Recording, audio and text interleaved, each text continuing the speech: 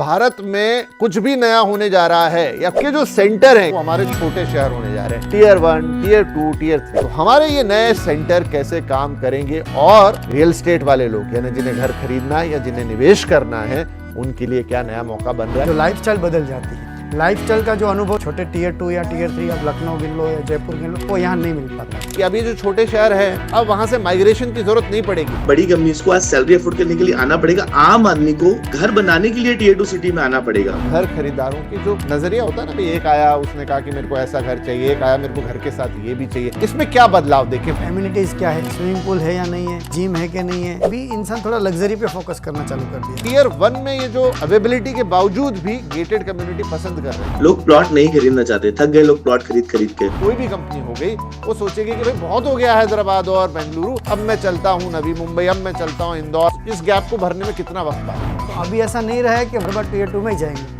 वही रेट में अभी टीयर 1 के बाजू में सैटेलाइट में मिल रहा है। आना तो पड़ेगा टीयर 2 में क्योंकि लैंड तो यही है। कि आज भी जो रिक्वायरमेंट है उस हिसाब से ग्रेड ए की सप्लाई नहीं है। छोटे शहरों की तरफ जाते हैं वो सप्लाई और शॉर्ट हो जाती है। अमेज़न या जो बड़ी कंपनीज है फ्लेक्स ऑफिसेस नहीं है और उसका रीजन यही है कि उनको ग्रेड ए बिल्डिंग मिला नहीं। जेन्युइन निवेशक को इन शहरों की तरफ देखना चाहिए जहाँ उसका टिकट साइज भी इतना बड़ा नहीं होगा, डिसेंट रिटर्न भी मिलेगा। यहाँ से लोग दिल्ली में नहीं जा रहे, हाँ। तो तुमको दिल्ली से वहाँ जाने क्या करना है? तो जमीन से इनिशियल बनते बनते का अगर एप्रिसिएशन चाहिए तो टीयर 2 में आना पड़ेगा।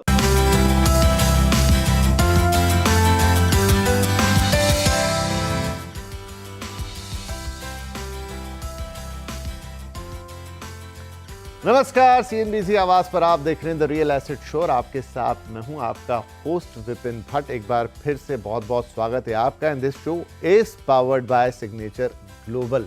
तो आज फिर एक अलग पर्सपेक्टिव में आपके साथ हम बात करने जा रहे हैं। पर्सपेक्टिव थोड़ा सेट करते हैं फिर बात करते हैं, क्योंकि भारत का रियल एस्टेट एक ऐसे नए दौर में प्रवेश कर चुका है जहां एक तरफ घरों की कीमतें लगातार बढ़ रही हैं तो दूसरी तरफ नए इंफ्रास्ट्रक्चर, बदलती लाइफस्टाइल, टेक्नोलॉजी इस सेक्टर की तस्वीर को काफी हद तक बदल रही है। सिर्फ रेजिडेंशियल ही नहीं, कमर्शियल रियल एस्टेट भी अब hybrid work, flexible office spaces और नए बिजनेस मॉडल्स के साथ खुद को नए दौर के लिए तैयार कर रहा है। लेकिन सबसे बड़ा सवाल यही है कि इस बदलते दौर में खरीदार और निवेशक क्या करें, क्योंकि अगर रियल एस्टेट बदल रहा है तो इन्हें भी बदलना होगा, सोचने के तरीके को बदलना होगा, इन्वेस्टमेंट के पैटर्न बदलेंगे, तो बहुत कुछ है जो बदल रहा है और उसे जानना जरूरी है।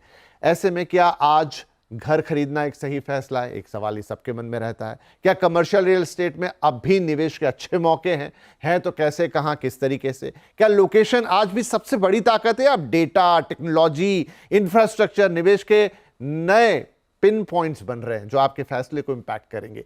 और आने वाले 10 साल में भारत का रियल एस्टेट किस दिशा में जाएगा, इन्हीं सवालों पर आज हम बात करने जा रहे हैं। और हमारे साथ हैं दो ऐसे मेहमान जो इस सेक्टर को दो अलग अलग नजरियों से देखेंगे या देखते हैं।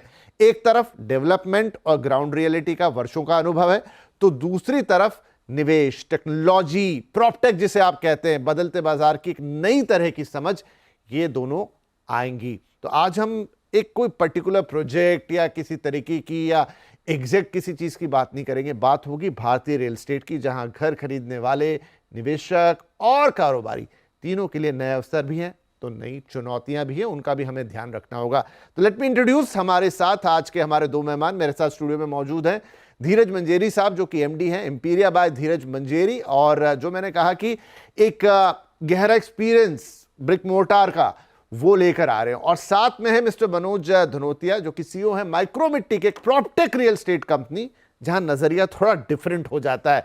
तो इस मिक्स के साथ आज आप लोगों को कुछ नया देने की कोशिश हम शो पर कर रहे हैं। तो बहुत बहुत स्वागत है आपका धीरज जी और मनोज जी। और मैं आपसे बातचीत शुरू करूं उससे पहले एक छोटा सा रेफरेंस देना चाहता हूं। तो हमने सीएनबीसी आवाज पर एक शो किया कुछ दिन पहले और उस शो में हमने एक रिपोर्ट ली। ये रिपोर्ट किसकी रिपोर्ट है? ये रिपोर्ट है प्राइस जो कि एक रिसर्च कंपनी है, और टाटा सन्स, इसके तो बताने में इसके बारे में जरूरत नहीं, टाटा सन्स को सब जानते। पिछले 25 सालों से वो स्टेट ऑफ द इकोनॉमी के ऊपर एक रिपोर्ट करते हैं। इस बार की रिपोर्ट थोड़ी अलग है और एक अलग तस्वीर पेश कर रही है। वो कंज्यूमर बिहेवियर को भी बताती है, वो इंडियन इकोनॉमी को भी बताती है। तो मनोज जी, धीरज जी, रिपोर्ट क्या कह रही है और जो सभी दर्शक सुनते हैं कि अब जो भारत में कुछ भी नया होने जा रहा है या कुछ भी नया होगा, उसके जो सेंटर है या उसके जो एपी सेंटर है वो हमारे छोटे शहर होने जा रहे हैं। टीयर 1, टीयर 2, टीयर 3 मेट्रोज जहां हैं वहां हैं, उनकी अपनी कहानी है, लेकिन जो नई कहानी अब आ रही है वो छोटे शहरों से निकलने वाली है, क्योंकि वहां का जो कंज्यूमर पैटर्न है, कंज्यूमर बिहेवियर है, जो एक्सपेंडिचर खर्च करने की क्षमताएं हैं, खर्च करने के तौर तरीके हैं, वो धीरे धीरे सब बदल रहे हैं। इस रिपोर्ट में कई अलग अलग शहरों का नाम है जहां पर लोग बड़े मेट्रो शहरों से ज्यादा खर्चा कर रहे हैं, उनकी लाइफस्टाइल ज्यादा तेजी से बदल रही है। और इसमें भी दो तरह के शहर हैं, एक आप जिन्हें टीयर 1 या टीयर 2 टाउन कहते हैं, एक वो शहर हैं जो सैटेलाइट है, मतलब किसी बड़े शहर के पास में बसे हुए शहर, जहां आपको सिर्फ 1 या 1.5 घंटे की दूरी पर कुछ भी प्रॉक्सिमिटी उस बड़े शहर जैसी मिल जाती है। तो क्यों ये नए शहर, वैसे तो रियल एस्टेट में भी ऐसी कई रिपोर्ट्स हम पहले देख चुके हैं जहां पर छोटे शहरों की टीयर 2, टीयर 3 सिटीज की बात होती थी, लेकिन अभी तक कुछ खास देखने को नहीं मिला। लेकिन ये रिपोर्ट आपको बहुत उत्साह दिलाएगी कि नए एपी सेंटर्स कहीं और बन रहे हैं, तो वहां इंफ्रास्ट्रक्चर का डेवलपमेंट हो रहा है, वहां पर चीजें इन टर्म्स ऑफ जॉब बदल रही हैं, वहां पे चीजें इन टर्म्स ऑफ थॉट्स बदल रही हैं, लोगों का सोचने का नजरिया बदल रहा है। और ये जब सब कुछ बदल रहा है तो वहां पर रोजगार, वहां पर फैक्ट्री, वहां पर बड़े ऑफिसेज, वहां पर कमर्शियल स्पेसेस, मॉल, मल्टीप्लेक्सेस, इन सबको खोलने के लिए भी नजरें जा रही हैं। तो हमारे ये नए सेंटर कैसे काम करेंगे और रियल एस्टेट वाले लोग यानी जिन्हें घर खरीदना है या जिन्हें निवेश करना है, उनके लिए क्या नया मौका बन रहा है, क्योंकि बाकी तो बातें हम सालों से एक जैसी करते आ रहे हैं, लेकिन आज यहां पर बातचीत होगी। I think the perspective is set now. बहुत बहुत स्वागत आपका एक बार फिर। तो धीरज जी, आप स्टूडियो में बैठे, मैं आपसे ही शुरुआत करता हूं। आपने पिछले आई थिंक 2 दशकों से रियल एस्टेट को हर तरीके से देखा है। अभी भी मैं जब आपसे बात कर रहा था तो आपने कहा कि आपका एक बड़ा पोर्टफोलियो मिक्स है, जिसमें आप रेजिडेंशियल भी करते हैं, आप कमर्शियल भी करते हैं, कुछ और भी चीज़ें करते हैं, उन पे हम बाद में डिटेल में बात करेंगे। और मेजॉरिटी में आप नवी मुंबई, अच्छा नवी मुंबई मैं दर्शकों को बता दूं क्यों चुना है। मैंने आपसे 2 चीज़ों का जिक्र किया है, टीयर 1 और सैटेलाइट टीयर 1। नवी मुंबई किसका सैटेलाइट है बताने की जरूरत नहीं, और टीयर 1 तो है ही। अब मुझे ये बताइए धीरज सर कि जो ये पूरी कहानी मैंने अभी आपको बताई, प्लस आपका अनुभव क्या कहता है, क्या अभी भी ग्रोथ के एपिसेंटर आप दिल्ली, मुंबई, बेंगलुरु, हैदराबाद इनको मानते हैं, या फिर नवी मुंबई हो गई? मनोज जी हमारे साथ इंदौर से जुड़े हैं, जयपुर का नाम आता है, कोयम्बटूर का नाम आता है, लखनऊ का नाम आता है, चेन्नई के आसपास के शहरों का नाम आता है। ये नए शहर ही वाकई में अब आपको रियल एस्टेट का नया ग्रोथ पर्सपेक्टिव देने वाले हैं। सर इसमें ऐसा है कि आपकी बात सही है कि जो टीयर 2 सिटीज़ हैं या टीयर 3 जिसको काउंट करते हैं, वो वहाँ पर ग्रोथ होना चालू हो गया है। वो सही है, क्योंकि उसका रीज़न ये है कि आज मुंबई जैसे हमारे बड़े सिटीज़ है, मेट्रो सिटीज़ जो मुंबई, दिल्ली, कलकत्ता जो पकड़ते हैं, तो वहाँ पर आपने देखा होगा ट्रैफिक से, पॉल्यूशन से, भीड़ है। तो और दूसरी बात, वो सिर्फ वो इम्पोर्टेंट मुद्दा इतना ही नहीं है, उसके साथ दूसरा मुद्दा ये भी है कि हमारा जो परचेस पावर है वो भी यहाँ कम हो जाता है। क्योंकि आज हम जैसे मैं गुजरात से हूँ, तो आपको एक चीज़ बताता हूँ, मैं अहमदाबाद में हमारा घर है, मैं वहाँ रहता था, तो वहाँ हमारा खर्चा कम से कम 1 लाख रुपए में अच्छे से अच्छा। सॉरी, मैंने अहमदाबाद का नाम नहीं लिया, वो भी वो टीयर 1 में शामिल है। राइट। तो नहीं, फिर भी अगर टीयर 1 में है, फिर भी मैं आपको बताना चाहता हूँ, फिर भी वहाँ खर्चा आज मुंबई के कंपैरिजन में कम बहुत कम है सर, बहुत कम है। तो इंसान आज मैं ऐसा बोलूँगा कि 5 करोड़ रुपया अगर हमारे पास है, तो हम टीयर 1 जैसे अहमदाबाद जैसे सिटी में हम अच्छे से आलीशान की तरह रह सकते हैं। आप ऐसा सोच सकते हो कि हम बंगलों में रह सकते हैं। वही चीज़ हम मुंबई में रहते हैं या नई मुंबई में रहते हैं। आज आप ये एरिया पकड़ लोगे तो यहाँ पर एक चीज़, आप यहाँ पर 20-25 करोड़ रुपये के आसामी इंसान है, उसको भी फ्लैट में ही रहना पड़ता है। वही चीज़ छोटी चीज़ हो जाती है, जो लाइफस्टाइल बदल जाती है। मतलब यहाँ पर लाइफस्टाइल का जो अनुभव जो गुजरात में, मतलब छोटे टीयर 2 या टीयर 3, आप लखनऊ गिन लो या जयपुर गिन लो, वहाँ पर जो अनुभव मिल रहा है वो यहाँ नहीं मिल पाता है। तो इस वजह से भी वो ग्रोथ कर रहे हैं। हाँ, लेकिन धीरज भाई इसमें यह है कि यहाँ पर शहर तो अच्छे हैं, छोटे हैं, लाइफस्टाइल बेहतर है, मतलब आपको उतना ट्रैफिक नहीं, उतनी चीज़ें नहीं, और सस्ते हैं सबसे बड़ी बात। लेकिन दिक्कत ये होती है कि आप भी तो आए ना यहाँ पे, मैं भी बिलोंग करता हूँ टीयर 1 सिटी से, लेकिन आज मुंबई दाने पानी के लिए आना पड़ा। आप भी गुजरात छोड़ के आज नवी मुंबई में काम कर रहे हो, मेजॉरिटी ऑफ प्रोजेक्ट वहाँ बना रहे हो। तो ये जो माइग्रेशन होता है ना, ये माइग्रेशन वहाँ से ले आता है। मेरा पूरा सवाल ही यही है कि अभी जो छोटे शहर हैं जिनकी हम बात कर रहे हैं, अब वहां से माइग्रेशन की जरूरत नहीं पड़ेगी, अब पूरी की पूरी ग्रोथ ही इधर हो सकता है कि कल को आप और मैं सोचे कि दोबारा वहां जाके काम करें, क्या ये होगा? सर मुझे उसमें थोड़ा सा मेरा व्यू पॉइंट अलग है। हाँ। मेरा ये सोचना है कि हर एक सिटी का एक लिमिटेशन है, ग्रोथ करने का एक लिमिटेशन है। आपको मैं जैसे मैंने एग्जांपल मेरा ही बताया, क्योंकि जैसे मैं अनुभव मेरा ही बता पाऊंगा। हाँ। तो नॉर्मली मैं कच्छ से हूँ, आप समझो। तो कच्छ में मेरा गांव जो तालुका प्लेस है, रापर तालुका, वहाँ हम बहुत ऊपर आए। मतलब एक बिजनेस में, जैसे रियल एस्टेट में हम वहाँ पर ज़मीनों का ट्रेड, मेरा फादर बिजनेस करते थे। तो हमने जैसे अच्छा एक इनकम सोर्स बनाया, फिर फादर को लगा कि अभी ये हमारा सिटी थोड़ा छोटा पड़ रहा है, इससे और अच्छा ग्रोथ करना है तो हमको और बड़ा सिटी में जाना पड़ेगा। तो फिर हमने गांधीधाम चूज़ किया उस टाइम, कंडला पोर्ट आपने नाम सुना होगा, वहाँ पर चूज़ किया। फिर उसके बाद हमने सोचा नहीं अहमदाबाद जाते हैं, तो हम अहमदाबाद गए। फिर हमारा ग्रोथ और अच्छा हुआ, तो हमने सोचा नहीं अब हम इससे अच्छा और आगे जाना है, तो फिर हम मुंबई जाना पड़ा। तो क्या होता है कि ऐसा नहीं है कि अहमदाबाद या गांधीधाम में हमारा अपॉर्चुनिटी नहीं है, या हम ज़्यादा कमा नहीं सकते या और ग्रोथ नहीं कर सकते, ऐसा नहीं है। पर जब तुमको मल्टी लेवल पे जाना है, विज़न बड़ा करना है, आपको नेशनल लेवल, इंटरनेशनल लेवल पे जब जाना है ना, तब हमको टियर 1 सिटी चूज़ करना पड़ता है। क्योंकि यहाँ पर क्या होता है, माइंडसेट बदल जाता है। आज मैं एग्जांपल बार बार क्यों गुजरात का दे रहा हूँ उसका भी बताता हूँ, क्योंकि मैं वहाँ से हूँ, इसलिए मुझे बार बार वही समझ में आएगा। क्योंकि मैं जयपुर में नहीं रहा हूँ या लखनऊ में नहीं रहा हूँ, पर मैं आपको अहमदाबाद या गुजरात का इसलिए बात कर रहा हूँ कि आज एग्जाम्पल एक अहमदाबाद सिटी है, तो वहाँ पर ज़्यादा करके पॉपुलेशन कहाँ की है, गुजराती। 80% पब्लिक जो गुजरात के है, 20% लोग उसमें से बाहर से है। तो हम जिस सोसाइटी में रहते हैं एग्जांपल, तो वहाँ आसपास के लोग मेरे ही कम्युनिटी के या मेरे गुजरात से लोग बसते हैं। तो हमारा माइंडसेट नॉर्मल एक तरीका का है, आप समझो।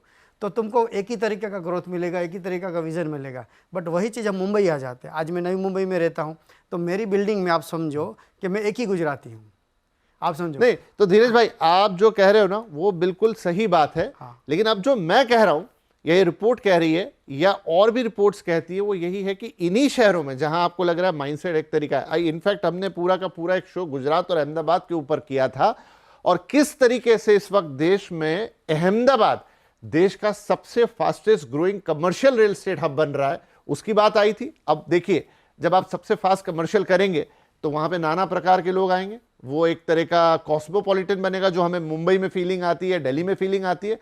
तो यही रिवर्स कहानी की बातें यहां पर हो रही है। मैं उस पर आगे आता हूं, लेकिन अब मनोज जी को जोड़ते हैं जरा।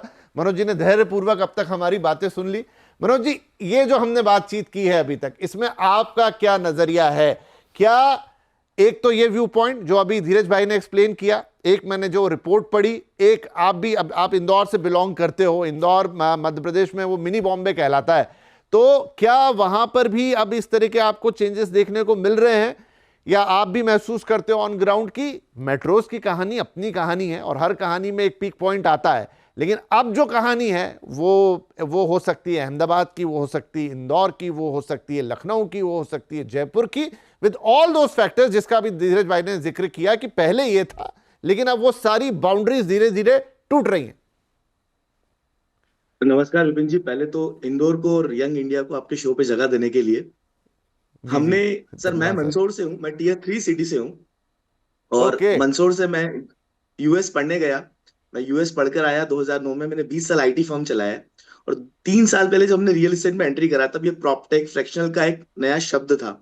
तो हमने जो अनुभव किया है टियर 3 से लेके यूएस तक, हमने रियल एस्टेट को देखने का नजरिया ही बदल दिया है सर। हम एज ए कॉलोनाइजर बिल्डर बात नहीं करते, हम ये नहीं बोलते कि टियर 2 सिटी में एक्सपेंडिचर की कैपेसिटी किसकी कितनी है, या घर में मद्दी तो नहीं चल रही है अफोर्डेबल में, या कमर्शियल। हम बड़ा सिंप्लीफाइड एक कॉन्सेप्ट लेकर आए हैं कि भारत की जो 1 बिलियन की आबादी है, और जो खास करके यंगस्टर्स हैं या मिडिल क्लास है, इनका सारा पैसा जब इन्वेस्टमेंट की बात आती है तो एक ही ऑप्शन होता है, म्यूचुअल फंड।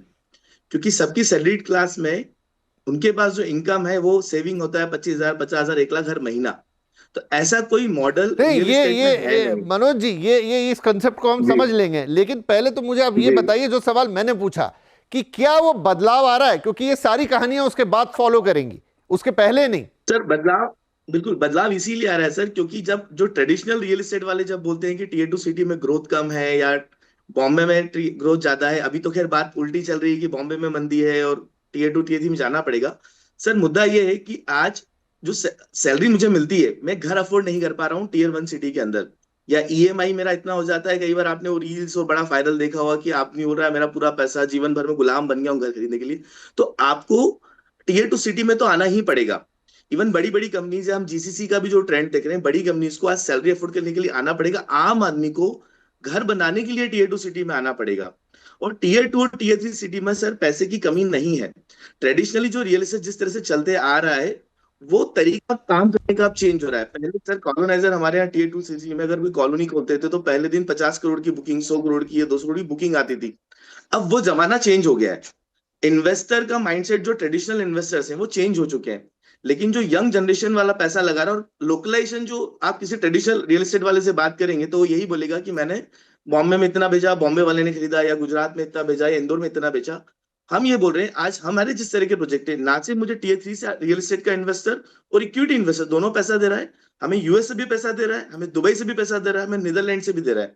और मुद्दा यही है कि या तो वो इन्वेस्टर है या वो घर बनाना चाहता है, और दोनों तरह के लोग इंदौर में आ रहे हैं। और ये कहानी सिर्फ इंदौर की नहीं सर, मैं पिछले 2 साल से जो हमारा सर्वे है, लखनऊ, भुवनेश्वर, नागपुर, सूरत, हमारे आजू बाजू आएंगे मंदसौर, नीमच, रतलाम, सभी तरफ टीयर टू टीयर थ्री में प्रॉब्लम क्या है सर, रियल एस्टेट का कोई ब्रांड नहीं है, कोई ऑर्गेनाइज प्लेयर नहीं है।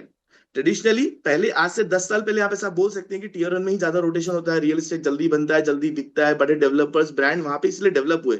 लेकिन भारत में पिछले 5 से 10 साल में सर जिस तरह से कनेक्टिविटी रोड की बढ़ी है, जिस तरह से फ्लाइट की कनेक्टिविटी बढ़ी है, उस कारण से अब वो देश वैसा देश नहीं रहा है कि सिर्फ टीयर वन सिटी में ही बिजनेस होगा। बिजनेस टीयर टू में बहुत है, टीयर थ्री में भी बहुत है। आप चाहे अफोर्डेबल हाउसिंग की बात करें, आप जीसीसी के लिए चाहे आईटी पार्क की बात करें, कमर्शियल की बात करें, यहाँ पर उस तरह का इंफ्रा है नहीं, बड़े ब्रांड्स है नहीं। आज भी बड़े ब्रांड्स या बड़े फंड हाउसेस वो 7 सिटी के अलावा भारत में आना नहीं चाहते।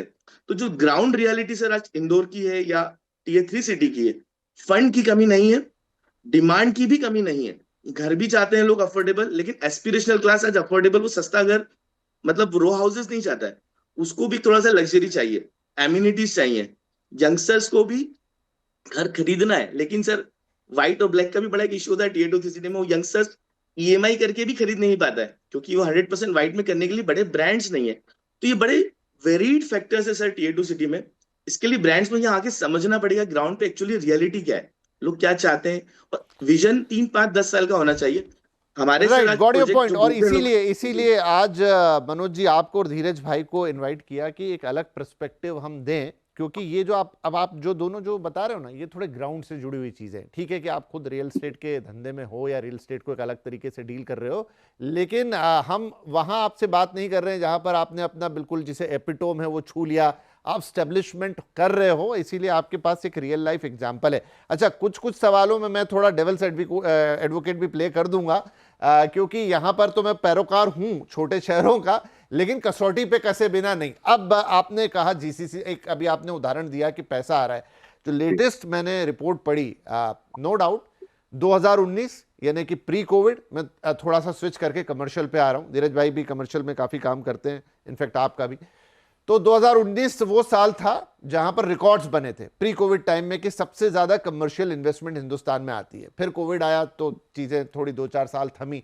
फिर आया 2024 में मुझे याद है मैंने हेडलाइंस पढ़ी कि आजादी के बाद से अब तक का सबसे बेहतर साल in terms of commercial real estate. और 2025 ने भी वो रिकॉर्ड 2024 का तोड़ दिया, 2026 में है। मैं उम्मीद करता हूं कि अभी तक के जो आधा साल निकल चुका है, H1 हो गया है, 25 का रिकॉर्ड 26 भी तोड़ देगा। लेकिन मेजॉरिटी ऑफ पैसा जो आया है कमर्शियल रियल एस्टेट के अंदर, उसका 90% उन्हीं 8 शहरों में आया है, इवन 90% से भी ज्यादा। अब ये भी सच्चाई है दूसरी तरफ की। हम जीसीसीज की बात कर रहे हैं, जीसीसीज का 75% जो पैसा है, या इनफैक्ट 80% जो पैसा है, वो आया है इन्हीं 8 शहरों के अंदर। और उस 80% का भी जो 75 या 80% है, वो अकेले एक शहर को मिला है। आई थिंक वो नाम गेस करने की जरूरत नहीं, दैट इज बेंगलुरु। मतलब वो हैदराबाद को भी नहीं गया, वो एनसीआर को भी नहीं गया, वो मुंबई को भी नहीं गया, वो चेन्नई कोलकाता तो छोड़ ही दीजिए, एक शहर के पास जा रहा है। मेरी चिंता यही है सर कि अगर अभी भी कंसंट्रेशन के लेवल यही है धीरज भाई, तो अभी हम बातें तो बहुत कर रहे हैं, लेकिन एक बात है, इंफ्रास्ट्रक्चर से जोड़ देना अच्छी बात है। चाइना में भी बहुत इंफ्रास्ट्रक्चर बन गया है, लेकिन इंफ्रास्ट्रक्चर किसी चीज की कनेक्टिविटी को बेहतर करने के लिए, उस जगह को वाइबल बनाने के लिए बहुत एसेंशियल पार्ट है। लेकिन जब तक उस जगह पर पैसे के रोटेशन का प्रबंध नहीं होता, मतलब रोजगार नहीं आता, कारोबार नहीं आता, और वो सशक्तिकरण नहीं आता, जहां अब बंदा मान लीजिए दिल्ली में बैठा है या मुंबई में बैठा है, यहाँ कमा रहा है। अभी हम लगातार वही बात मनोज जी ने भी की, धीरज जी ने भी की, कि आपने भी की, लेकिन मैं वहां तब जाऊंगा ना जब मुझे कमाने का वही मौका वहां पे मिलेगा। तो अब अगर अभी भी कंसंट्रेशन ऑफ द जीसीसीज और कमर्शियल्स और बिल्डिंग्स मेजॉरिटी में 80%, वहीं मैं आपसे कह रहा हूं अहमदाबाद भी बड़ा सेंटर बन रहा है, लेकिन आप पैसे का फ्लो देखेंगे तो कहां पहुंचा सारा? बेंगलुरु, वही स्टैब्लिश मार्केट जिसमें आज गाड़ी चलाने की जगह नहीं है, जिसमें आज पानी की दिक्कत हो रही है। तो जब तक ये डिस्ट्रीब्यूशन इन छोटे शहरों की तरफ नहीं बढ़ेगा, तब तक हम इनसे रियल इकोनॉमी की उम्मीद नहीं कर पाएंगे। Now coming back to you, क्या इस मेरा जो पर्सपेक्टिव है ये आपको ठीक लगता है? मतलब वो रियल मनी वहां फ्लो होना चाहिए और तभी वो एग्जैक्ट उस बात पे आएंगे जिसकी हम बात कर रहे हैं कि टीयर 2 की एक नई कहानी बनेगी। सर, इसमें मेरा ऐसा सोचना है कि कोई भी टीयर 2 या टीयर 3 सिटीज़ में जैसे सर ने बोला, मनोज जी ने बोला कि नो डाउट पैसे की कमी कोई सिटी में नहीं है। वो मैंने पहले ही बोला कि हर एक सिटी का एक लेवल होता है, हम भी वो उस सिटी से आए तो हाँ, लेकिन पैसे का डिस्ट्रीब्यूशन इंपॉर्टेंट है। डिस्ट्रीब्यूशन इंपॉर्टेंट है। तो डिस्ट्रीब्यूशन में ऐसा है कि देखो, जो जहाँ मेन सिटीज़ जो 1-2 कैटेगरी के जो है, वहाँ पैसा हमेशा ज़्यादा जाने का रीज़न यही है अपने देश में भी, और सर हर जगह पर, यूएस हो, कनाडा हो, कहीं भी यही सीन है। मैं खुद कनाडा रह के भी आया हूँ, तो वहाँ भी यही जो अपना इंडिया में कल्चर है वही कल्चर वहाँ भी सेम ही है। तो पहले हमेशा जहाँ वहीं पैसा आएगा टीयर 1 में और टीयर 2 में, क्योंकि दूसरी जगह जाने के लिए जैसे इंफ्रास्ट्रक्चर आपने बताया, इंफ्रास्ट्रक्चर बहुत इंपॉर्टेंट चीज़ है। क्योंकि आज 8 सिटी आपने काउंट करवाया, जैसे 8 सिटी में जा रहे हैं, क्योंकि वहाँ हमारे एरोप्लेन्स अच्छे से पहुँच रहे हैं, ट्रेन अच्छे से पहुँच रही है। आपके नवी मुंबई का उदाहरण लीजिए, पहले अटल सेतु के बाद से कितना परिवर्तन आ गया, या आपको जब से नया एयरपोर्ट मिला है कितना चेंज आ गया? आप नवी मुंबई की देखो, मैं एग्जांपल बताता हूँ, तो नवी मुंबई तो आज मुंबई का पार्ट ही है। आज नवी मुंबई, हम मुंबई में बैठे इसलिए हम उसको दूसरा गिनते हैं, पर नॉर्मली आज जैसे दिल्ली की बात करते हैं, दिल्ली, गुड़गांव, नोएडा, हम आज यहाँ से दिल्ली ही बोलते हैं। आज हम कहीं मीटिंग नोएडा में है या गुड़गांव में है तो हम यही बोलेंगे दिल्ली जा रहे हैं, बट वहाँ जाने के बाद हमको पता चलता है ये तो हरियाणा है और ये उत्तर प्रदेश है, बराबर। तो वैसे ही मुंबई में लोग बाहर से जो आएंगे वो उसको नवी मुंबई नहीं काउंट करते, वो मुंबई का पार्ट है। हाँ, वो सबके लिए ठाणे भी मुंबई है, नवी मुंबई भी मुंबई है, तो वो चीज़ मुंबई ही वन टाइप ऑफ मुंबई ही काउंट किया जाएगा उसको। सिर्फ हम लोग यहाँ रहते हैं इसलिए हमारे लिए नवी मुंबई है, थाने है और अदर एरिया है। तो मुंबई नवी मुंबई का कंपैरिजन वैसे देखने जाएंगे तो नवी मुंबई के पास ज़मीन है आज की तारीख में, इसलिए वो ग्रोथ हो रहा है। अभी नया एयरपोर्ट आ गया, ये सब चीज़ें है, इसलिए वो ग्रोथ होना है। अटल सेतु की वजह से काफ़ी फर्क आया, क्योंकि आज मुंबई में रहने वाला 1 घंटे में वहाँ पहुँचता है। तो यही तो पॉइंट है सर। अब अगर मेरे पास 1 करोड़ रुपया है, मैं मेरे दर्शक के पॉइंट ऑफ व्यू से बात कर रहा हूँ, शायद मैं मुंबई में घर नहीं ले पाऊंगा जैसा घर मुझे चाहिए, लेकिन मैं नवी मुंबई में शायद अफोर्ड कर जाऊँ। क्यों? क्योंकि अब कनेक्टिविटी अच्छी हो गई, एयरपोर्ट भी आ गया मेरे पास, वरना पहले एक फ्लाइट पकड़ने के लिए पूरा दिन चाहिए होता था, अब मेरे को घर के पास में एयरपोर्ट मिल गया। मेन मुंबई में आना है, अटल सेतु लगा हुआ है, तो उस कनेक्टिविटी, उस इंफ्रा ने मेरी लाइफ इजी कर दी, बदल दिया। राइट, उसी की मैं बात कर रहा हूँ। तो उससे काफ़ी फर्क पड़ा है। वही मैं बता रहा हूँ, ये सैटेलाइट जो सिटीज़ आप बताए, जैसे अहमदाबाद, गांधीनगर, वो भी वैसे कनेक्टेड है जैसे यहाँ पर है।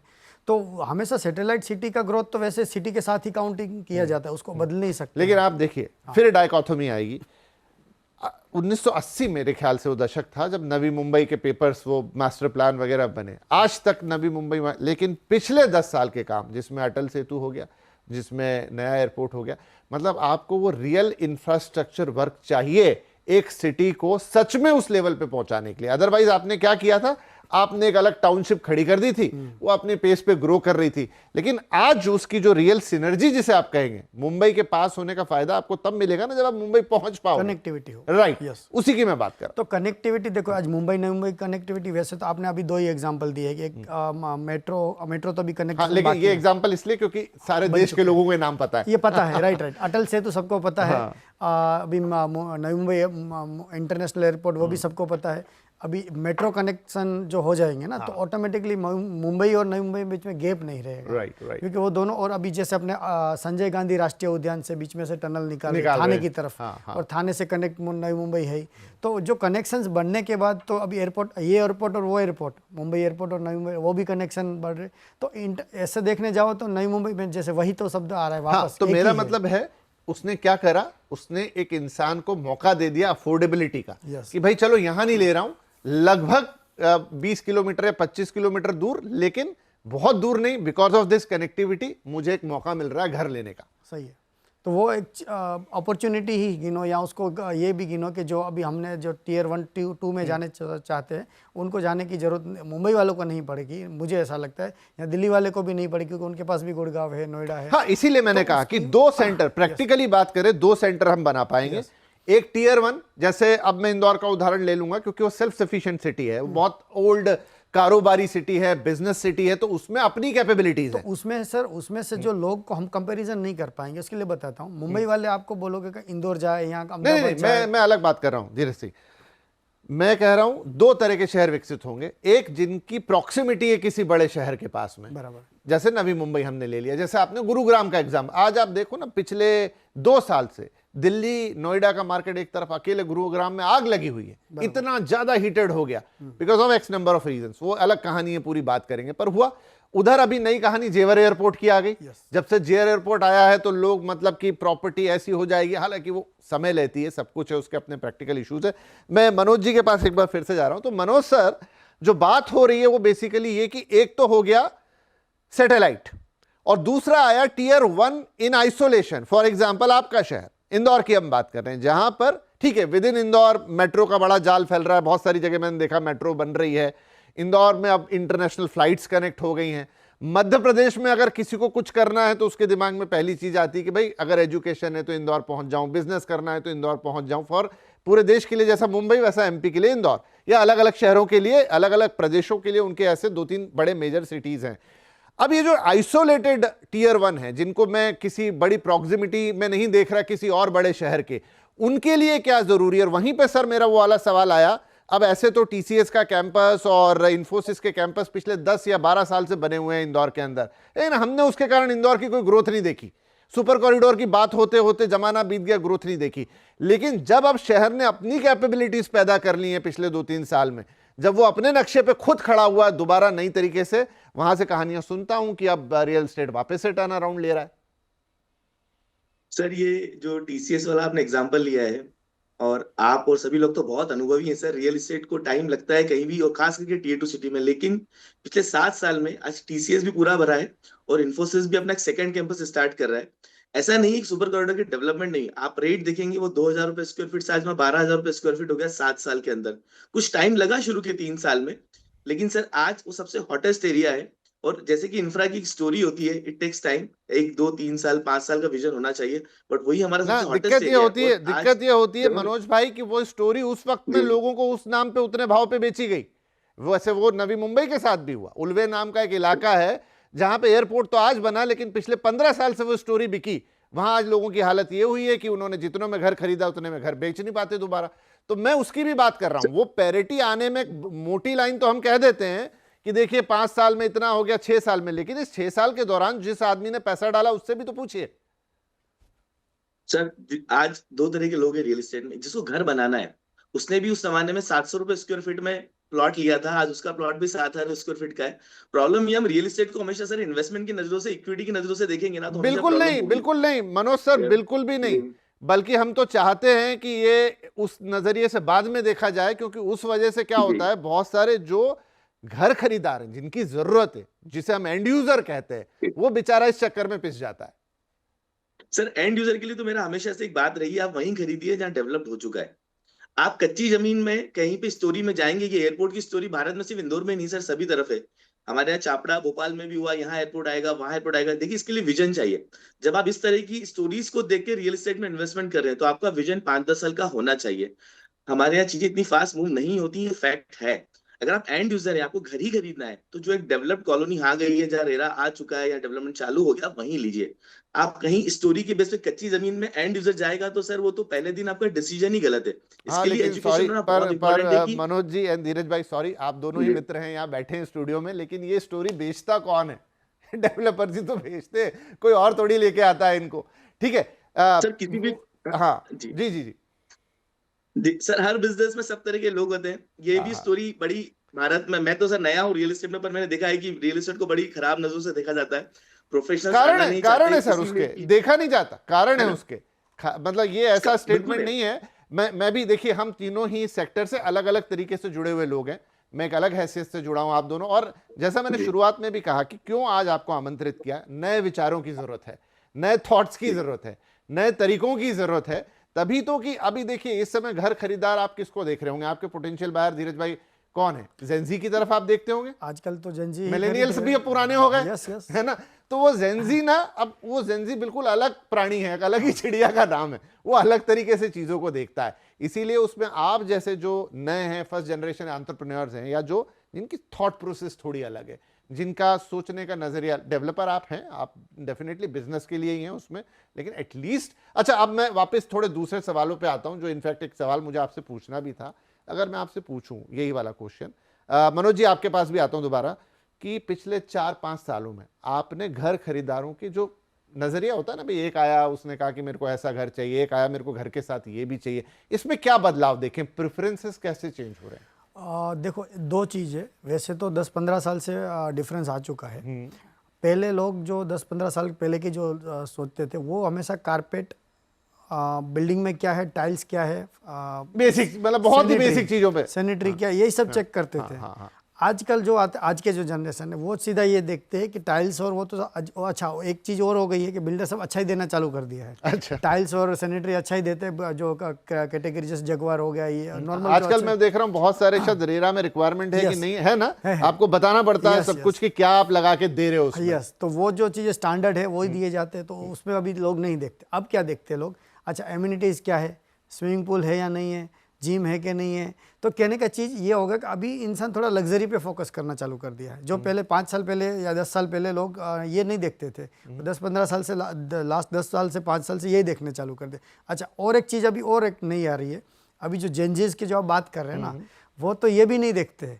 और इसमें बदलाव क्या है, पहले हमारे एक कहावत थी, आपने सुनी होगी, कि पहले घर बाद में मकान। मतलब एक टाइम पे ऐसा था, हमारे पापा बोलते थे पहले धंधा करो फिर घर लो।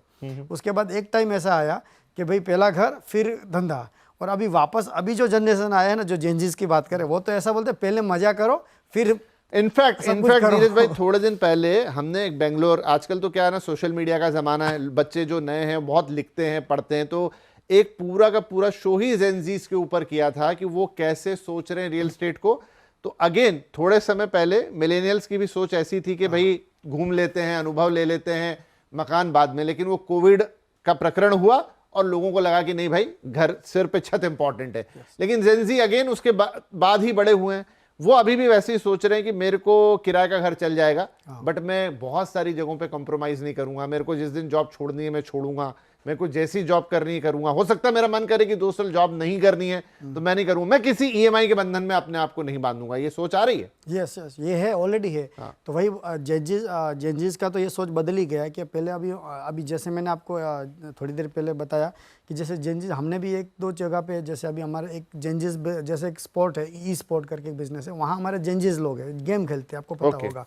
तो मैंने वहाँ एक इन्वेस्टमेंट किया, इसलिए उसकी बात कर रहा हूँ कि उन लोग क्या, अभी सबके पास लैम्बोर्गिनी है, मस्टांग है, मतलब 18 साल, 20 साल, 22 साल के बच्चे हैं जो गेम खेलते हैं। आज अपना भारत सरकार भी सपोर्ट कर रही है, आपको महाराष्ट्र सरकार, फडणवीस जी ने भी अभी लॉन्च किया था वो चीज़, आपको पता होगा जी। तो वो जो कल्चर है वो अभी हमसे बहुत छोटे हैं, आज वो 20-22 साल गेमिंग कल्चर है, तो वो तो अपने से भी एडवांस है। तो वो तो पहले स्पेंड कर रहे खुद के मजे के लिए, फिर सोचेंगे प्रॉपर्टी लेंगे नहीं लेंगे।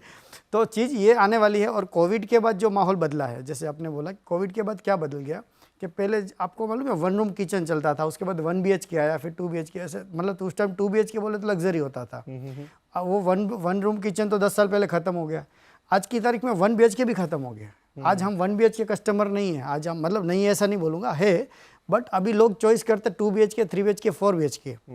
तो वो कोरोना के बाद आया, क्योंकि कोरोना के बाद जो हम लोग एक घर में रहे, फिर जो हमारे इंडियन कल्चर के हिसाब से जॉइंट फैमिली से, तो हमने साथ में निकाले ना, तो उस टाइम ये भी पता चला कि नहीं, हमको घर तो अच्छा होना चाहिए। तो उसमें भी बदलाव आया। फिर जैसे एम्यूनिटीज़ हो गया, जो स्पोर्ट्स हो गया, कि अभी लोग एक ध्यान देने लगे। मतलब मुझे ऐसा लगता है जो आपने लग्जरी जिसे बोला, वहां पर वो लोग थोड़े और प्रैक्टिकल हो रहे हैं। वो कह रहे हैं मुझे एक तो सस्टेनेबल में जाना है, मुझे ग्रीन चाहिए, ओपन चाहिए, नेचुरल चाहिए, प्लस जो मेरे हेल्थ को इम्प्रूव करे, जो मुझे आसपास एक बेहतर मेंटल एनवायरनमेंट दे। मैंने ऐसी भी चीजें देखी हैं कि लोगों की डिमांड ऐसी है। वो ये नहीं कह रहे कि मुझे ऐसा ग्लास फसाड बना के दो, या मुझे एक बहुत ही डेकोरेटिव क्लब हाउस चाहिए। वो कह रहे हैं मुझे मेरी लाइफ को जो एनहांस करता हो वो प्रैक्टिकल वैसी चीजें मुझे चाहिए। यस यस, तो वही एंगल से ही अब आज का जनरेशन में बदलाव आया है। कोरोना के बाद मेन तो यही बदलाव है कि लोग सेकंड होम, थर्ड होम जो सोचने, मुंबई जैसे सिटी तो सेकंड होम हर कोई इंसान आज सोच रहा है, क्योंकि उनको मालूम है कि जैसे ये सिचुएशन गई है तो आपको भी पता है कोरोना खत्म हुआ, लोग इतने भागे हैं बाहर घूमने के लिए। और वो मैंने प्रिडिक्शन उस टाइम मेरे टीम के साथ किया था कि कोरोना चल रहा था, तभी मैं बोला देखो अभी ये अपना घूमने का जो अपना सेक्टर है वो कैसा बूम करेगा, आप देखना जो टूरिस्ट सेक्टर है, और रियल में किया और वो अभी तक रुक नहीं पाया। राइट, यहाँ पर मनोज जी से भी एक सवाल पूछते हैं। इनफैक्ट मनोज भाई ये बताइए, चूंकि अब हम टीयर 1 की बात कर रहे हैं और मैं इंदौर का उदाहरण ले लूं या लखनऊ की बात कर लें, जयपुर की बात कर लें, साउथ की सिटीज की बात कर लें, अभी भी वहां पर एक ना मतलब दोराहा है, अभी भी बहुत बड़ी जनरेशन, इनफैक्ट बेंगलोर में भी अभी लोग ऐसा करते हैं जहां पर वो प्लॉट लेके अपना घर बनाना अभी भी एक कल्चर का हिस्सा है। लेकिन दूसरी तरफ ये जो गेटेड कम्युनिटी है कि भाई हम साथ में मिलके रहें, वहां पे सारी फैसिलिटीज एक साथ हो, सिक्योरिटी उसका एक बहुत बड़ा रीजन है और वो मुझे बहुत इंपैक्ट भी करता है। मुझे लगता है गेटेड कम्युनिटी ज्यादा सिक्योर होती है इंस्टेड की इंडिविजुअल हाउसेज, तो वो एक चीज हो गई। आजकल एल्डरली होम का कंसेप्ट आ गया कि भाई माता पिता बुजुर्ग हैं, साथ में रहें या अलग से रहें, लेकिन वहां पर सारी सुविधाएं हो, कोई इमरजेंसी हो तो भागना ना पड़े। तो ये टीयर 1 में ये जो अभी भी इंसान वहां फंसा हुआ है कि मैं वो प्लॉट वाला घर, मेरा घर जमीन के ऊपर, या फिर वो धीरे धीरे अब अवेलेबिलिटी के बावजूद भी गेटेड कम्युनिटी पसंद कर रहे हैं? जी सर, हमारे यहाँ तो ये बड़ा डेफिनेट कल्चर है। पॉज आ गया है प्लॉट खरीदने पर, लोग प्लॉट नहीं खरीदना चाहते, थक गए लोग प्लॉट खरीद खरीद के। ज्यादातर लोग गेटेड कम्युनिटी या जैसे हम लोग भी AQI पे काम करें तो जमीन की तो बात ही नहीं हो रही, घर कैसा होगा, मेरी लाइफस्टाइल कैसे होगी। और सर ना सिर्फ यंगस्टर्स, इवन जो यंगस्टर्स जो दाना पानी के लिए बॉम्बे या दिल्ली गए, वो वापस आने के लिए घर ही खरीद रहे हैं, इवन उनके माता पिता के लिए। मेरे पास कई ऐसे यंगस्टर्स बैंकिंग में हैं जो US में काम करते हैं, लेकिन वो अपने माता पिता के लिए घर ही खरीदना चाहते हैं। प्लॉट के लिए तो टीयर 2 सिटी में भी आज की तारीख में ना ही है। और ये जो पुराना हमारा डिस्कशन था कि वो जो स्टोरी बेची गई और फिर हुआ नहीं, तो उसको देख हम के उस मुझे पे लगता है आए, उससे टाइमिंग का पहले इशू है। आपने एक जो बात कही, मैं धीरज भाई से पहले जब अभी बात कर रहा था, वो जब यहाँ आए थे और मैंने उनको जस्ट कहा कि मेरा एक प्रिडिक्शन है, जैसे वो अपने प्रिडिक्शन की बात कर रहे थे ना, एक मेरा अपना प्रिडिक्शन है। इनफैक्ट मैंने उस शो में बोला भी, जो जिसकी मैंने अभी रिपोर्ट आपको बताई थी थोड़ी देर पहले, प्राइस वाली, कि आने वाले वक्त में सर, और आप भी शायद एग्री ही करेंगे जब मैं अपनी बात पूरी करूंगा, आने वाले वक्त में जो भी एफ्लुएंट हैं, या जैसे अभी आपने नाम लिया ना US से, यहां से वहां से, विद इन इंडिया भी, जिनके भी पास पैसा है या वो कैपेसिटी है, वो छोटे शहरों में घर खरीदने के लिए, रहने के लिए प्रीमियम पे करेंगे कि आप मुझसे ये प्रीमियम लीजिए पर मुझे यहां पर एक अपनी प्रॉपर्टी चाहिए। जी, now you can continue please. 100% sir premium दे रहे, ना सिर्फ घर देख रहे, हवा देख रहे, AQI देख रहे, कंस्ट्रक्शन क्वालिटी देख रहे, और डेटा देख रहे कि आसपास हॉस्पिटल कितना पास है, होटल कितना पास है। क्योंकि जो हमारे एक हार्ट अटैक की बड़ी समस्या, जो छोटी छोटी प्रॉब्लम्स हैं जिनको इम्पेक्ट करता है रियल एस्टेट के खरीदारी पर, वो सब कुछ देखता है आदमी और उसके लिए प्रीमियम देने को रेडी है। आज मैं जहाँ कॉलोनी बना रहा हूँ, देखता है हॉस्पिटल कितना पास है, हार्ट अटैक आया तो कितनी जल्दी पहुंच जाऊंगा। वो सब कुछ हो रहा है सर। हम शायद मूवीज में भी देखते हैं, लेकिन ये रियल लाइफ में बाहर से बैठा बंदा और खुद एनालिसिस कर रहा है, जितनी रिपोर्ट्स आ रही है खुद उसमें डेटा एनालिसिस कर रहा है। मैं भी चैट जीपीटी जाके भी पूछ रहा है कि टाउनशिप का एड्रेस जाके पूछ रहा है कि इसके आसपास का मुझे बता दो। और जो रियल्टर, जैसे भी आपने बोला था रेरा में सब देना पड़ता है, वो सब भी चेक कर रहा है कि क्या क्वालिटी लगा रहा है। इवन हम नॉर्मली जब कॉलोनी बन जाती है तब खरीदने जाते हैं, वो उसके पहले देख रहा है कि NP2 पाइप डाल रहे हैं, NP3 पाइप डाल रहे हैं, या कंक्रीट का ग्रेड क्या ले रहे हैं। And for that they are willing to pay the premium. 10-15% ऊपर देने में मुझे नहीं लगता किसी को प्रॉब्लम है। और हम जिस तरह से प्राइस हाइक देख रहे हैं इंदौर में, जहाँ रेडी टू मूव इन घर है, वो प्राइस हाइक नॉर्मल प्लॉट्स में भी नहीं हो रहा सर।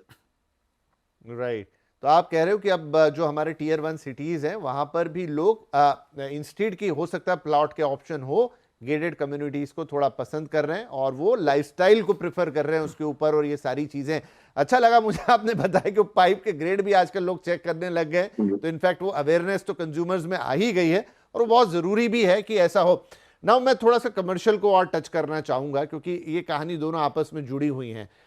धीरज भाई, क्योंकि आप कमर्शियल भी करते हो, मैंने कहा जैसे कि 2025-24 में रिकॉर्ड, 25 में रिकॉर्ड, 26 में भी रिकॉर्ड बनना ही बनना है। तो इस समय अगर हम ये माने कि देश में इतनी कमर्शियल लीजिंग हो रही है, ठीक है, अभी मैं मान लूँ कि कंसंट्रेटेड है थोड़ी, और हम ये उम्मीद करें कि आने वाले वक्त में इंस्पाइड के हमारे छोटे शहर वो सारी रिक्वायरमेंट पूरी करें। इसीलिए मेरी कहानी का वो बड़ा इंपॉर्टेंट हिस्सा है सैटेलाइट सिटी, क्योंकि अगर एक GCC है, मान लीजिए मैं GCC हूँ, मेरे लिए बड़ा इंपॉर्टेंट हो जाएगा सर कि मेरा बंदा इंडिया में लैंड करने के बाद कितनी जल्दी अपने ऑफिस या अपने उस इलाके में पहुंच सकता है, तब कनेक्टिविटी बहुत मैटर करेगी। तो ऐसे में जो सैटेलाइट है जो बॉम्बे से दिल्ली से कनेक्टेड है या बड़े एयरपोर्ट से, वो मैटर कर जाएंगे। या फिर ऐसे एयरपोर्ट्स जिनमें इंटरनेशनल फ्लाइट की वायबिलिटी ज़्यादा हो, कनेक्टिविटी ज़्यादा हो, वो मैटर कर पाएंगे। तो आने वाले वक्त में ये जो ग्रोथ मैं देख रहा हूँ रियल एस्टेट के कमर्शियल एस्पेक्ट में, आपको लगता है कि हमारे छोटे शहर तैयार हैं कि वो किसी बेंगलुरु, किसी हैदराबाद का जो उस पर बिल्कुल जिसे कहते हैं ना आधिपत्य है, वो टूटेगा और उनको लगेगा, जो लोग हैं जिन्हें जीसीसी लगानी है या अपना कमर्शियल ऑफिस डालना है, अमेजॉन हो गया, गूगल या फॉर दैट इंस्टेंस कोई भी कंपनी हो गई, वो सोचेगी कि भाई बहुत हो गया हैदराबाद और बेंगलुरु, अब मैं चलता हूं नवी मुंबई, अब मैं चलता हूं इंदौर, अब मुझे जयपुर की तरफ देखना है, अब मुझे जाना है और किसी कोयम्बटूर में अपनी ऑफिस लगानी है। रियल एस्टेट भी सस्ता पड़ेगा, इंफ्रास्ट्रक्चर तैयार ही है, टैलेंट भी मुझे मिल रहा है और मेरे लिए एक विन विन सिचुएशन होगी। ये इस गैप को भरने में कितना वक्त बाकी है?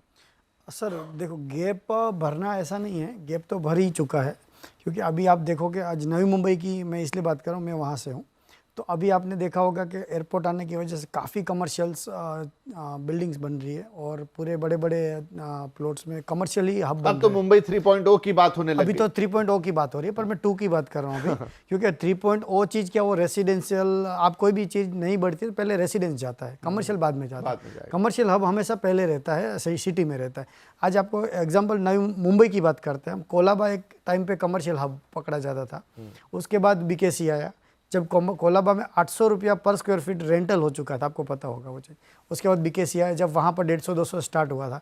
आज बीकेसी खुद 500-700 रुपये पहुँच गया है, तो ऑब्वियसली नवी मुंबई ऑप्शन है उनके पास। तो आज वहाँ पर लोग क्या है वैसे नवी मुंबई में अभी? आज रेंटल समझो 100 रुपया के आसपास मिलता है, तो डेफिनेटली किसी के लिए भी अट्रैक्टिव होगा। और दूसरी बात, यहाँ से सिर्फ और सिर्फ 15-20 किलोमीटर की दूरी पे है।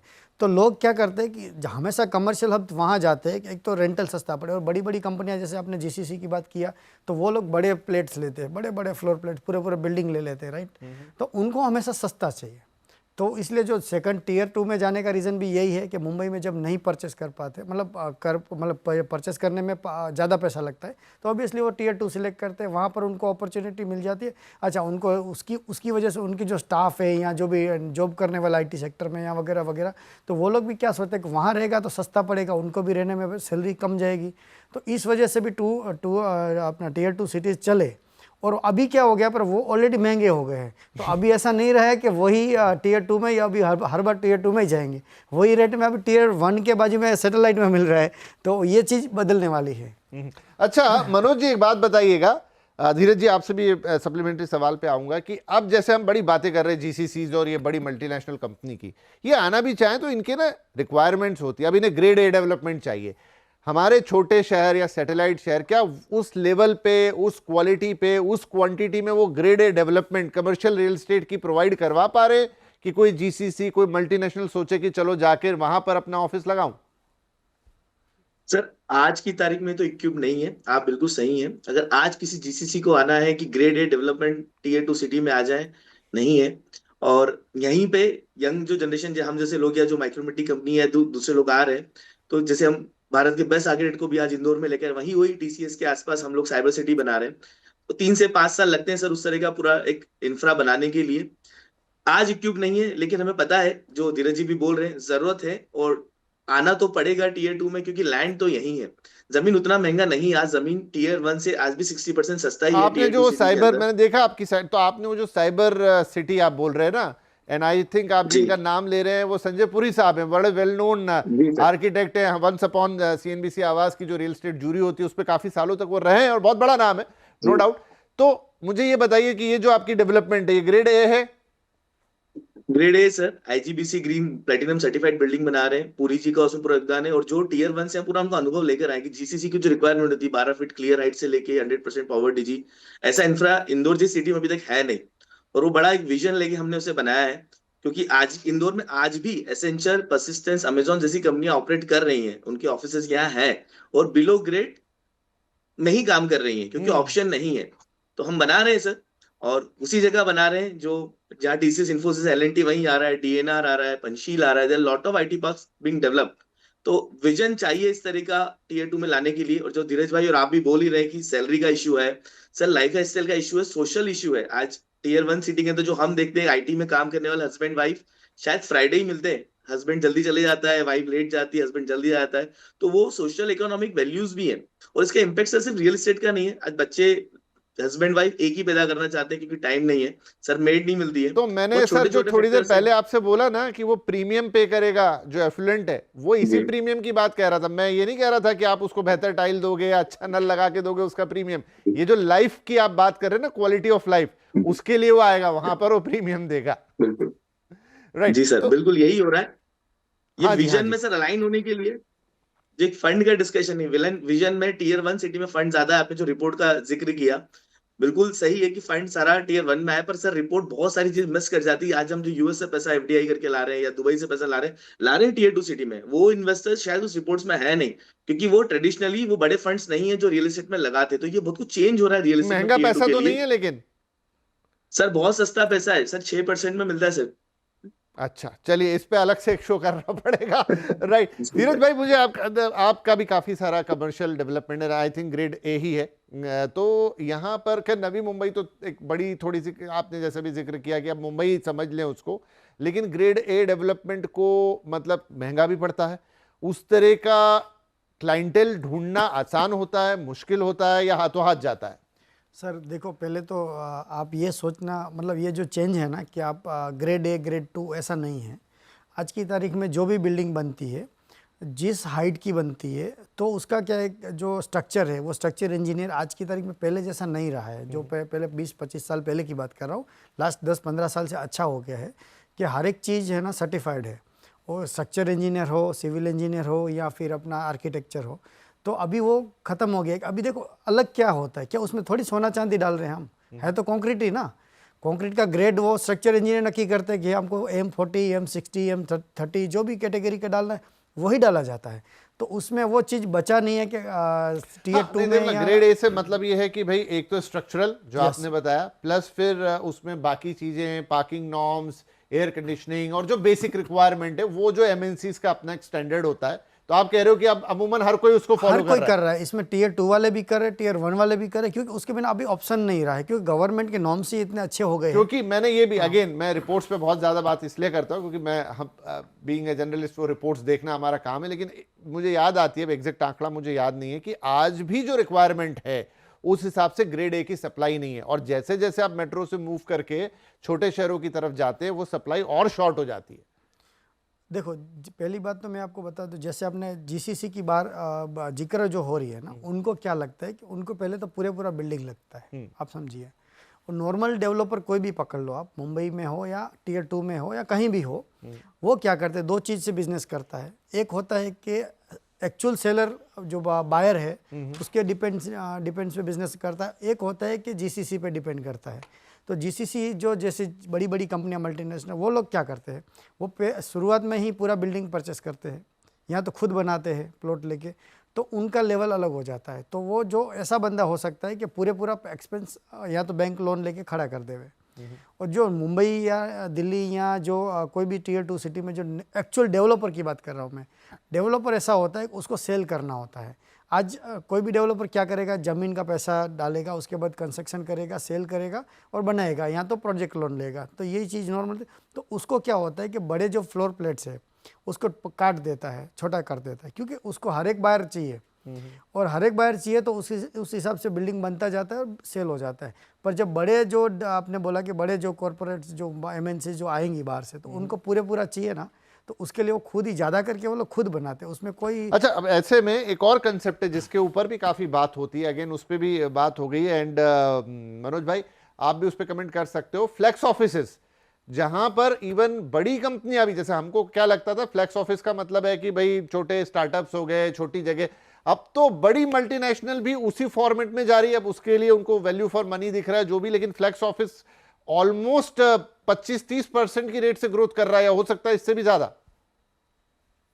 सर मैक्सिमम इंदौर में ऐसा ही है, इवन अमेजोन या जो बड़ी कंपनीज है फ्लैक्स ऑफिसेस में ही है। और उसका रीजन यही है कि उनको ग्रेड ए बिल्डिंग मिला नहीं। या धीरज भाई ने बोला कि पूरा बिल्डिंग खाली, आज इंदौर के अंदर सर आप आएंगे तो बी ग्रेड में भी 25,000 फुट का आपको एक फ्लोर खाली नहीं मिलेगा, कहने को कमर्शियल में मंदी है, लेकिन सर होता वही है कि बिल्डर जो बिल्डिंग बना रहा है और जो एमएनसी की रिक्वायरमेंट है वो बड़ा डिफरेंस है। अगर वो बना के बेच देगा छोटे छोटे टुकड़े कर में, तो कभी भी आपको बिल्डिंग मिलेगा नहीं। चिकन एंड एग हो गया सर, पहले कौन आएगा।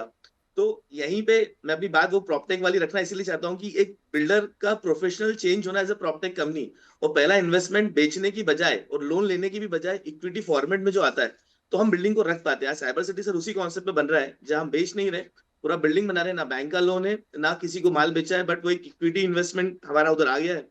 पूरा 6.5 लाख 9 लाख फुट का माल हम वहां बना रहे हैं, जहां पे एमएनसी और जीसीसी को हमें लाना है। और सर जीसीसी से भी एक और छोटी सी मैं लास्ट लाइन बोल रहा हूँ, बात सिर्फ जीसीसी की नहीं है। आप टीयर 2 सिटी में आएंगे, इंदौर में भी सर 2000 रजिस्टर्ड कंपनी है। 80% हमारा डेटा बोलता है दे आर ऑन रेंटल, उन्होंने खरीदा ही नहीं है, क्योंकि हाँ, दो आईटी पार्क यूजुअली है तो सरकारी रेंटल ही दोनों रहते। पर। हाँ, क्योंकि सर ऐसा नहीं है, कैश फ्लो होता है, खरीदना चाहते हैं। टीयर 2 सिटी में खरीदने की मेंटेलिटी है आईटी कंपनीज की। जो कंपनीज यहाँ बनी है, जिनका टर्नओवर यहाँ है, उनकी खरीदने की मेंटेलिटी होती है। वो भी इन्वेस्टर होते हैं रियल एस्टेट में, बट उनको वो ग्रेड ए चाहिए होता है, क्योंकि वो बॉम्बे, हैदराबाद, बेंगलुरु में जो आईटी ऑफिस देखकर आते हैं, वैसे यहाँ होते नहीं है, तो वो खरीदते भी नहीं है। पर अगर आप जाके थोड़ा भी सर्वे करेंगे, हमने किया है, वो चाहते हैं कि आप ऐसे ग्रेड ए बनाए, सबसे पहले हम खरीदेंगे। उनके पास कैश फ्लो है टीयर 2 सिटी में। तो जीसीसी के अलावा भी अगर पूरी बिल्डिंग नहीं देना है, देखिए फ्लोर के लिए भी काफी आईटी कंपनीज है सर, जो they are on rental and they want to buy in. ठीक है। इट्स अ वेरी तो न्यू देखिए, मार्केट। ये पूरी बातचीत का जो पर्सपेक्टिव था ना, मतलब अब ये तो बहुत टिपिकल शायद दर्शकों को लग रहा होगा कि मेरे को कौन सा जाके ग्रेड ए डेवलप बिल्डिंग में पूरी फ्लोर प्लेट खरीदनी है, लेकिन ये पूरी बातचीत करने का मतलब ये है कि जिन टीयर 2 टीयर 3 सिटीज की हम बात कर रहे हैं या नॉन मेट्रोज की हम बात कर रहे हैं, वहां क्या हो रहा है, वहां क्या होगा कि वहां पे रियल एस्टेट बढ़ेगा, वहां पर कोई ऑफिस खुलेगा, कोई लीजिंग होगी, कमर्शियल एक्टिविटी होगी, उसके लिए सब क्या जरूरी है, क्यों कोई अमेजॉन वहां जाएगा, क्यों कोई जीसीसी वहां जाएगा, क्यों जॉब्स वहां पहुंचेंगे, क्यों वहां पर कोई विस्तार होगा, क्यों वहां के शहर बड़े होंगे या वहां का जो मार्केट है बड़ा होगा, उसके पीछे की पूरी कहानी ये है। नाउ अब मैं बहुत बेसिक सवालों पे आ जाता हूं धीरज भाई। अब ये टीयर 2 टीयर 3 शहरों की कहानी है और इसी के लिए पूरा यह आधार बनाया है। एक घर खरीदार भी ले लीजिए, एक इन्वेस्टर भी, बहुत सारे लोग हमसे सवाल पूछते हैं कि मेरे को निवेश करना है, मैं कहां करूं। क्या अभी भी बड़े शहरों के रिटर्न अनबीटेबल है, अनपैरेलल है, या जिस स्टोरी की आज हम बात कर रहे हैं ये आज नहीं 4 साल, और ये रियल स्टोरी है। मैं अभी मनोज जी कहेंगे कि वो जो पर्सपेक्टिव बना देते हैं और बेचते हैं वो वाली बात नहीं, लेकिन इसीलिए मैंने ये सारे पैरामीटर्स पे बातचीत की। बातचीत थोड़ी टेक्निकल हो गई, लेकिन अगर ये कहानी सही है और इसी के आसपास ऐसे ही आगे बढ़ती है, तो क्या एक निवेशक को, जो रियल एस्टेट में एक जेन्युइन निवेशक को, मैं एक ट्रेडर की बात नहीं कर रहा, उसको अब इन शहरों की तरफ देखना चाहिए जहां उसका टिकट साइज भी इतना बड़ा नहीं होगा और उसको एक डिसेंट रिटर्न भी मिलेगा, आगे जाके वो खुद रह भी सकता है अगर वो उस शहर को बिलोंग करता है, और नहीं भी तो जो जिस थ्योरी की मैं बात कर रहा था या जिस थॉट की, कि आगे आने वाले वक्त में एक अच्छी लाइफस्टाइल, एक पीसफुल लाइफस्टाइल के लिए छोटे शहर्स की प्रॉपर्टीज प्रीमियम कमांड करेगी, तो उस लिहाज से निवेश का मौका बनता है वहां पे। नहीं सर, मेरा ये नहीं सोचना है। मैं ये बताता हूँ आपको, निवेश तो पहले बात यहाँ है कि वो जहाँ रहता है ज़्यादा करके, तो पहला निवेश, सबसे पहला निवेश इंसान कोई भी घर ही करता है। सेकंड निवेश उसका हमेशा ये होता है कि या तो ऑफिस लेवे, या बंगलो लेवे, सेकंड टाइप का सेकंड होम लेवे, या तो कोई और रेसिडेंस लेवे इंसान, इसी तरह का, या तो शॉप लेवे रिटेल। तो इस तरह का जो निवेश होता है उसमें क्या होता है कि वो हमेशा लोकेशन के ऊपर देखा जाता है कि तुम जहाँ रहते हो तुमको कहाँ तक नज़र पहुँच रही है, कि तुमको लगता है यहाँ मार्केट की ज़रूरत है तो तुम शॉप ले लो, तुमको लगता है कि यहाँ फ्लैट की ज़रूरत है फ्लैट ले लो। बट मेरा ऐसा सोचना है कि ऐसा नहीं होता है कि मैं आज यहाँ रह के मैं और कोई सिटी में जाके फ्लैट ले लूँ, यहाँ रह के और आपने खुद भी यही किया सब? हाँ, ऑब्वियसली कोई भी यही करेगा। देखो, मैं हमेशा अपना एग्जांपल इसलिए बता रहा हूँ बार बार, नहीं, क्योंकि आप तो अंदर से देखते हो ना रियल एस्टेट, मैं वही बोल रहा हूँ। तो इंसान वही देखता है जो हम करते हैं। देखो, कोई भी इंसान, जो आपकी तकलीफ होगी ना, वही देश की 80% लोगों की तकलीफ होगी। आपने बोला ट्रैफिक, तो ट्रैफिक सबकी, पब्लिक की तकलीफ है, पॉल्यूशन सबकी तकलीफ है, तो हम वही तो देखते हैं ना, जो हमको तकलीफ हो रही वही तो हम दूसरे को लोगों को देंगे ना। तो जैसे कोरोना से बात किया आपने, बताया जैसे कोरोना के बाद, तो आप क्या कह रहे हो, वहां जाके ना खरीदे? नहीं, मैं ये नहीं बोल रहा हूँ ना खरीदे किसी के लिए। मैं ये बोल रहा हूँ, हमेशा वो इंसान ये सोचता है, आज मैं गुजरात से हूँ तो मेरे ध्यान में एक ही होगा कि मुझे यहाँ तो मैं कच्छ का, गुजरात अहमदाबाद से रहता हूँ, तो मुझे ऐसा लगे अहमदाबाद मेरे घर के बाजू में अच्छा बिल्डिंग बन रहा है, ये ध्यान में होता है हमको। तो मैं सोचूंगा कि एक घर तो गाँव में होना चाहिए हमारे गाँव में, तो हम उस एंगल से सोच के ले वो अलग बात है। बट ग्रोथ के हिसाब से मैं कभी ना जाऊं। एग्जांपल मेरे गांव में, फिर आप कहाँ जाओगे? जहां रहता हूं वहां करूंगा ना, क्योंकि मेरे सामने है, मेरे नज़र में है, मुझे पता है कि यहाँ ग्रोथ बढ़ रहा ये है। तो खैर एक स्टैंडर्ड है कि आप रियल एस्टेट वहीं खरीदें जहां आपके सामने है। लेकिन लोग हमसे सवाल पूछते हैं, दिल्ली वाला सवाल पूछता है कि क्या पुणे में ले लूं या लखनऊ में ले लूं या जयपुर में ले लूं, वो तो कोयम्बटूर तक निकल गया। तो लोगों की थोड़ी सी, मेरा एग्जांपल वो चीज उल्टा करना है कि दिल्ली में लोग, यहाँ से लोग दिल्ली में नहीं जा रहे हैं, तो तुमको दिल्ली से वहां जाने की क्या जरूरत है? आप एग्जांपल, मुंबई वाले को वहां जाने की क्या जरूरत है? ये भी एक नजरिया है, ठीक है, ये आप अपने अनुभव से कह रहे हैं। मनोज भाई, आपकी राय? सर, भारत की आबादी बहुत बड़ी है और बात ये नहीं है कि मैं अपने घर के पास ले लूं या ग्रेट, सर किसी भी ग्रेडेड डेवलपर से लोगे पैसा बनेगा, लेकिन क्या भारत की 90% जनता के पास आज 1 करोड़ रुपया सेविंग में है क्या? सर 1 करोड़ से नीचे कुछ आता नहीं है। तो मुझे एक प्लॉट खरीदना है, घर खरीदना है, तो मिलता नहीं है। तो टिकट साइज का हमारा तो पर्सपेक्टिव है कि किसी के 25-50 लाख है और वो ग्रेडेड डेवलपर से कुछ खरीदना चाहता है, तो कैसे खरीदेगा? तो उसके पास कोई ऑप्शन नहीं है, वही सारा पैसा म्यूचुअल फंड में चले जाता है, एसआईपी के थ्रू। तो हम तो वही बोलते हैं, टीयर 2 में जमीनें आज भी फैक्चुअली डेटा तो यही बोलता है कि 60% सस्ता है टीयर 1 से। इवन टीयर 1 में तो जमीन है नहीं सर, जितने भी बिल्डर हैं वो जमीन जेवी करके ही काम कर रहे हैं।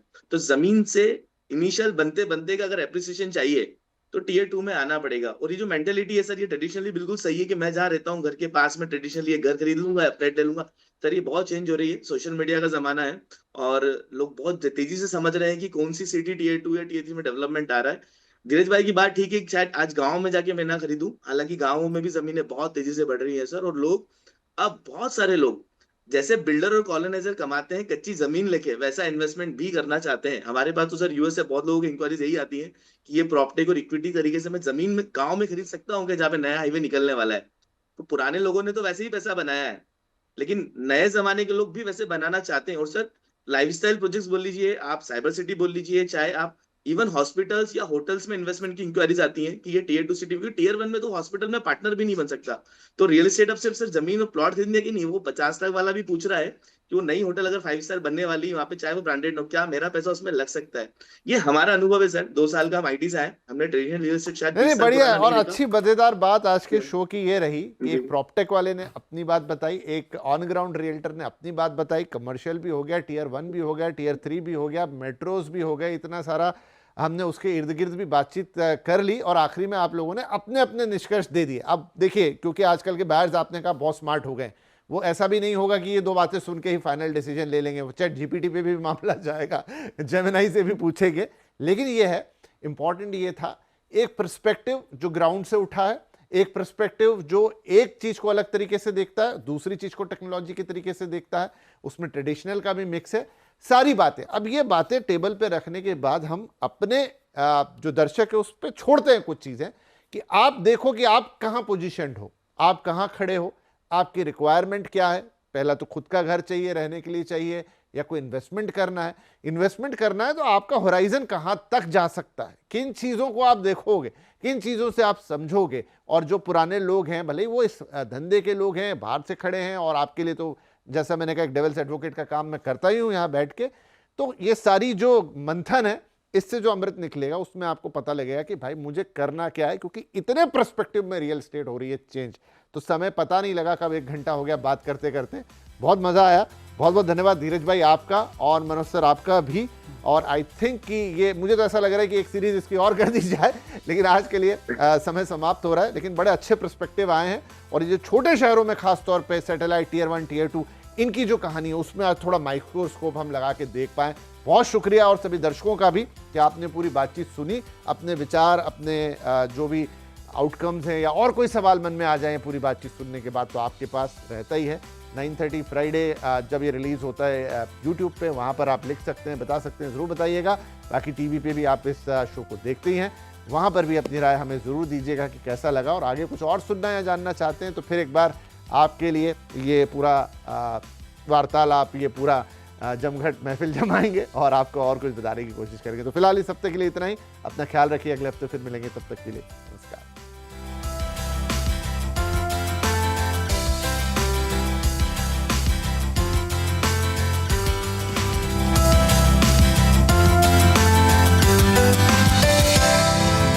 Micromitti is India's leading PropTech company, revolutionizing real estate investments.